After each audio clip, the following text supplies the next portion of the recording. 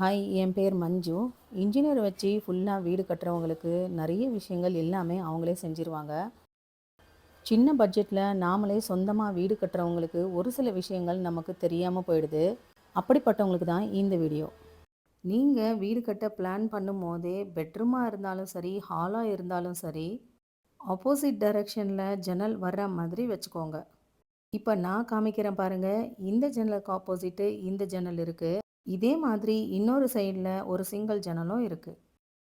ஒரு ஜன்னல் வழியா உள்ள வர காத்து இன்னொரு ஜன்னல் வழியா வெளியே போகணும். அப்படி போனாதான் அந்த ரூமே நல்லா சில்லுன்னு இருக்கும். நாம ஒரு பக்கம் மட்டும் ஜன்னல் வச்சா வெளியேந்து உள்ள வர காத்து போக வழி இல்லைன்னா அந்த ரூமே சூடா இருக்கும். இன்னொரு ரூம்லேயும் அதே மாதிரி தான் ஆப்போசிட் டைரக்ஷனில் தான் விண்டோ வச்சுருப்போம். நீங்களும் இந்த டிப்ஸை கண்டிப்பாக ஃபாலோ பண்ணுங்கள். அடுத்ததா 2 பக்கம் செவுத்துல இருக்கிற ஒவ்வொரு விண்டோக்கும் இந்த மாதிரி மஸ்கிட்டோ நெட் போட்டுக்கோங்க. நீங்கள் வீடு கட்டும் போதே மரத்தில் விண்டோ பண்ணுறதா இருந்தால் மஸ்கிட்டோ நெட்டுக்கும் ஒரு விண்டோ போட்டு வச்சுக்கோங்க. நாங்கள் ஒரு சில இடத்துக்கு மஸ்கிட்டோ நெட்டு போட்டோம், ஒரு சில இடத்துக்கு எதுக்கு தேவையில்லாமன்னு விட்டுட்டோம். இப்படி போடாமல் விட்டதுனால சாயங்கால டைமில் நம்ம விண்டோ க்ளோஸ் பண்ணாமல் மறந்துட்டோம்னா ஏகப்பட்ட கொசு உள்ளே வந்துடுது.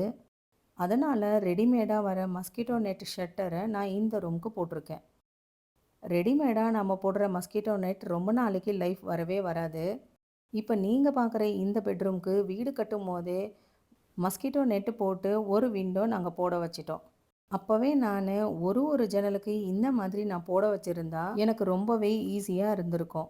நீங்கள் வீடு கட்டும் போது செலவோட செலவாக மஸ்கிட்டோ நெட்டுக்கும் ஒரு விண்டோ போட வச்சுக்கோங்க. அப்போ தான் லைஃப் லாங் எந்த பிரச்சனையும் இல்லாமல் இருக்கும். இந்த ரூமில் நான் ஒரு பக்கம் மட்டும் மஸ்கிட்டோ நெட் போட்டிருந்ததுனால எனக்கு இந்த ரூமில் காற்று சரியாக வராமையே இருந்துச்சு.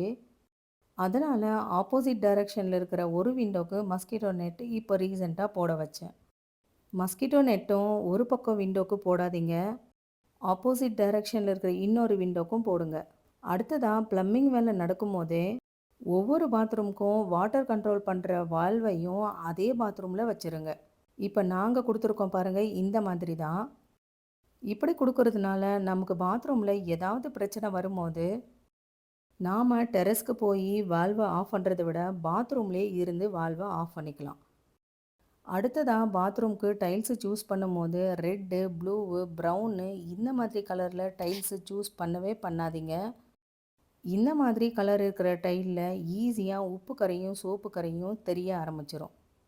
எங்கள் பாத்ரூம்க்கு லைட் பாசி கலர் இருக்கிற டைல்ஸை தான் நாங்கள் சூஸ் பண்ணியிருந்தோம். இந்த கலரில் எனக்கு அதிகமாக சோப்பு கரையும் உப்பு கரையும் தெரியறதே இல்லை. இந்த கலர் பார்க்கும்போது கொஞ்சம் டல்லாக தான் தெரியும். நான் கலரை பார்த்து வாங்கியிருந்தா என்னால் பாத்ரூமை மெயின்டைன் பண்ணுறது ரொம்பவே கஷ்டமாக இருந்திருக்கும். அதே மாதிரி பாத்ரூம்க்கு டைல்ஸு சூஸ் பண்ணும்போது மேட் ஃபினிஷ் இருக்கிற டைல்ஸை சூஸ் பண்ணாமல் கிளாசி ஃபினிஷ் இருக்கிற பெரிய பெரிய டைல்ஸாக சூஸ் பண்ணுங்கள். அடுத்ததாக நான் காமிக்க போகிறது பாத்ரூம் ஜன்னலுக்காக போட்டிருக்கிற இந்த கம்பி தான். இந்த கம்பியுமே நான் SS 304 தான் போட்டிருக்கேன். இந்த இடத்துல நான் எஸ்எஸ்ல கிரில் போட்டதுனால குளிக்கும் போது ஆவி தண்ணி இது மேலே பட்டாலும் துரு பிடிக்கிறதே இல்லை. அடிக்கடி இதுக்கு நாம் பெயிண்ட் அடிக்கிற வேலையும் மிச்சம். ஜன்னலை சுற்றியுமே கிரானைட்டில் இந்த மாதிரி ஃப்ரேம் மாதிரி போட்டிருப்போம். போட்டதுக்கான ரீசன் செவத்துக்கும் விண்டோக்கும் நடுவில் இருக்கிற இடத்துல விரிசல் வர ஆரம்பிக்கும். அந்த விரிசல் தெரியாமல் இருக்கணுன்றதுக்காக தான் இந்த கிரானைட்டை போட்டிருக்கோம். இது நம்மக்கிட்ட வீட்டுக்கெல்லாம் போட்டு முடித்து வேஸ்ட்டாக இருக்கிற கிரானைட்லேயே இதை பண்ணலாம். இந்த டிப்ஸ் உங்களுக்கும் பிடிச்சிருந்தா உங்கள் வீட்டுக்கும் இந்த மாதிரி போடுங்க. அடுத்ததாக எங்கள் வீட்டில் இருக்கிற 3 பாத்ரூமுக்குமே ஒரு விண்டோவுக்கு நான் மஸ்கிட்டோ நெட் போட வச்சுருப்பேன். இப்படி போட வச்சதுனால நான் பாத்ரூம் விண்டோ 24 ஹவர்ஸும் என்னால் திறந்து வைக்க முடியுது. இப்படி திறந்து வைக்கிறதுனால பாத்ரூம் காத்தோட்டமாக எப்போவுமே ட்ரையாக இருக்கும். ஸ்மெல்லும் நமக்கு வர்றதுக்கு சான்ஸ் இல்லை. எப்போவுமே இந்த விண்டோ க்ளோஸ் பண்ணதே கிடையாது. எங்கேயாச்சும் லாங் டிஸ்டன்ஸில் ஊருக்கு போகும்போது தான் இந்த விண்டோவை க்ளோஸ் பண்ணிவிட்டு போவோம். அடுத்ததாக உங்கள் பாத்ரூமில் எப்போவுமே நீங்கள் லாஃப்ட் போடவே போடாதீங்க. இப்படி நம்ம போடாமல் விட்டால் நம்ம சுடுதண்ணியில் குளிக்கும் போது அதுலேருந்து வர்ற ஆவி ஃப்ரீயாக ஜன்னல் வழியாக வெளியே போகும். லாஃப்ட் போட்டோன்னு வச்சுக்கோங்க, அந்த சூடான காற்று வெளியே போக வழி இல்லாமல் உள்ளவே சுற்றி சுற்றி வரும். இப்படி ஈரமான காற்று வெளியே போகாமல் இருந்தால் அந்த காற்று எல்லாமே நம்ம செவுத்துல தான் உட்காரும். அதுக்கப்புறம் நாள் ஆக ஆக பெயிண்ட் எல்லாமே உறிஞ்சி வர ஆரம்பிச்சிரும். நெக்ஸ்ட்டு நம்ம வீட்டில் ப்ளம்பிங் கனெக்ஷன் கொடுக்கும்போதே சாஃப்ட்னருக்குன்னு ஒரு தனியாக கனெக்ஷனும் கொடுத்து வச்சுக்கோங்க. நம்மளால் அப்போதைக்கு போட முடியலனாலும் கொஞ்ச நாள் கழிச்சு நம்ம போடணும்னு நினைக்கிறப்போ இந்த வேலைகளெல்லாம் செய்யறதுக்கு ரொம்பவே கஷ்டமாக இருக்கும். நாங்கள் வீடு கட்டும் போதே சாஃப்ட்னர் போட்டுட்டோம். ஏன்னா நாங்கள் இருக்கிற ஏரியாவில் தண்ணி ரொம்ப உப்பாக இருந்துச்சு. இந்த சாஃப்ட்னர் போட்டதுனால என்னோட வீட்டை நான் எப்படி உப்பு கரை இல்லாமல் மெயின்டைன் பண்ணுறேன் அப்படிங்கிறத பற்றின வீடியோ நான் நெக்ஸ்ட் வீக்கில் உங்களுக்கு நான் போடுறேன். அடுத்ததாக நான் சொல்ல போகிறது சோலாருக்கான கனெக்ஷன். நம்ம தமிழ்நாட்டில் கண்டிப்பாக இந்த சோலார் தேவைப்படாது. ஏன்னா டேங்க்லேருந்து வர தண்ணியே சூடாக தான் இருக்கும். குளிர்காலத்தில் மட்டும்தான் கண்டிப்பாக நம்ம ஊருக்கு சோலார் தேவைப்படும். நீங்கள் கண்டிப்பாக சுடு தண்ணியில் தான் குளிப்பீங்கன்னா சோலாருக்குன்னு ஒரு கனெக்ஷன் கொடுத்து வச்சுக்கோங்க. வேணுங்கிறப்ப நம்ம போட்டுக்கலாம். ஸ்டேர் கேஸ்க்கு நான் எஸ்எஸ்ல தான் கிரில் போட்டிருக்கேன். உங்களால் நிறைய செலவு பண்ண முடியும்னா வுட்டில் கூட இதுக்கு போடுங்க. நிறைய பேர் கிளாஸ் போடுவாங்க. அது பார்க்க ஸ்டைலாகவும் இருக்கும். ஆனால் மெயின்டைன் பண்ணுறது ரொம்பவே கஷ்டமாக இருக்கும். உடச்சிடுமோங்கிற டென்ஷன் இருந்துக்கிட்டே இருக்கும். வீட்டுக்கு வெளியிலையும் சரி வீட்டுக்கு உள்ளேயும் சரி நான் எஸ்எஸ்ல தான் போட்டிருப்பேன். வீட்டுக்கு வெளியும் நான் இந்த மாதிரி எஸ்எஸ்ல போட்டதுனால எனக்கு பெயிண்ட் அடிக்கணுன்ற வேலையும் இல்லை.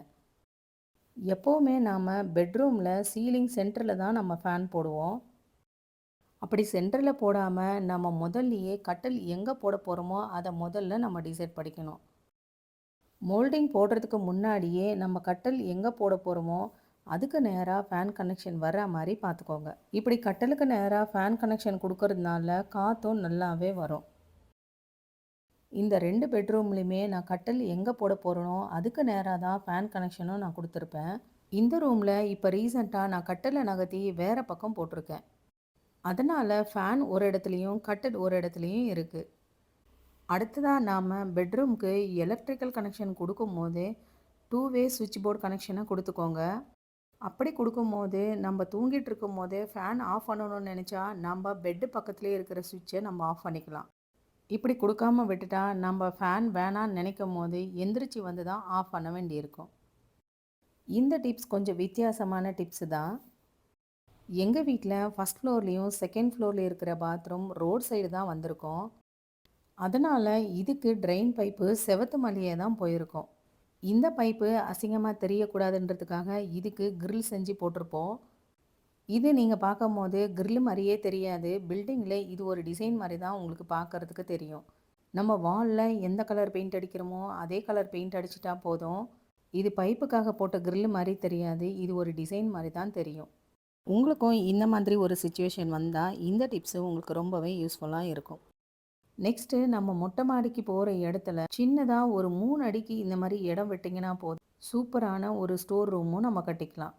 நான் எல் ஷேப்பில் இந்த இடத்துல நான் பண்ணியிருக்கேன். ஒரு பக்கத்தில் ஸ்டோர் ரூமும் இன்னொரு பக்கத்தில் இடமும் காலியாக விட்டுருக்கேன். என்னதான் பெட்ரூமில் மேலே லாஃப்ட் இருந்தாலும் இந்த மாதிரி ஒரு இடத்துல எனக்கு ஸ்டோர் ரூம் இருக்கிறது ரொம்ப கன்வீனியண்ட்டாகவும் அதே மாதிரி அக்சஸ் பண்ணுறதுக்கும் ரொம்ப ஈஸியாகவே இருக்குது. லாஃப்ட் மேலே இருக்கிற திங்ஸை நம்ம ஏணி போட்டு தான் எடுக்க வேண்டியிருக்கோம். ஆனால் இந்த இடத்துல இருக்கிற திங்ஸை நம்ம ஈஸியாக நாமளே எடுத்துக்கலாம். நீங்களும் கண்டிப்பாக உங்கள் வீட்டுக்கு இந்த மாதிரி ஒரு ஸ்டோர் ரூமை கண்டிப்பாக பண்ணுங்கள். அடுத்ததான் ஸ்டேர் கேஸு தான் நான் காமிக்க போகிறேன். இதோட ஹைட் பார்த்திங்கன்னா ஒரு 6 இன்ச்சஸ் இருக்கும். இதை விட நம்ம ஹைட் அதிகமாக வச்சா நம்ம நடக்கும் போது கண்டிப்பாக கால் வலிக்கும். நீங்கள் வீடு கட்டும் போது படிக்கட்டோட ஹைட்டை கரெக்டான மெஷர்மெண்ட்டில் வைங்க. இந்த மாதிரி வைக்கும் போது நம்ம ஏறுறதுக்கும் இறங்குறதுக்கும் ரொம்பவே ஈஸியாக இருக்கும். அது மட்டும் இல்லாமல் முட்டி வலியும் அதிகமாக வராது. கடைசியாக நான் சொல்ல போகிறது வீட்டுக்கு பின்னாடி ஒரு யூட்டிலிட்டி கண்டிப்பாக வச்சுக்கோங்க.